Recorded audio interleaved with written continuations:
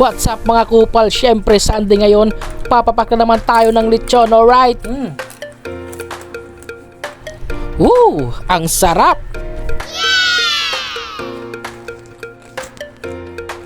Pinaandar ko na pala yung motor at tayo'y pupunta sa sawang.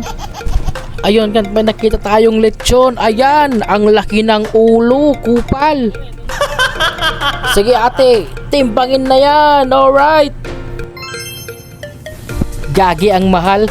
Syempre dahil nag-crave tayo ng lechon, bibilhin natin yan, alright? Wow!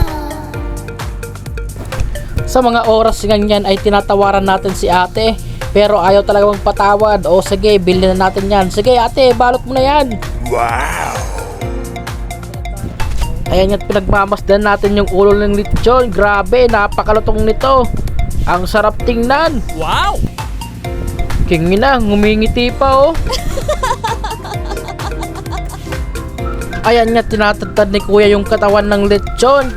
Napakalatong nito kasi bagong hain. At ayan nga yung paa oh, nasunog. At dito nga nagbebenta rin sila ng bilanghoy. Bilanghoy ba Tagalog nito? Ay, bahala kayo dyan. Ayan nga, kinarganan ni ate yung ulo para ibalot. Ayun na! Oh, napaso pa, loko. Ayun nga, dinodoble ni ate yung balot kasi napakabigat ng ulo at napakainit. Ayan oh, dodoblehin niya yan. Yun nga si kuya, taga ng taga dun sa katawan ng baboy. Grabe, wala kang awa. Dito nga'y babayaran ko na si ate para makalis na rin ako. Ayan, oh, ayan ate. Oh, akin na yung ulo. Oh, ito, ibalot mo rin to. Ayan. Yun nga, kinuha ko na yung ulo. Ayun, oh, sasakay ko na sa motor. At ako'y uuwi na. Let's go! Let's go home. Nang makauwi nga ako, ayan, binuksan ko agad. Ayan!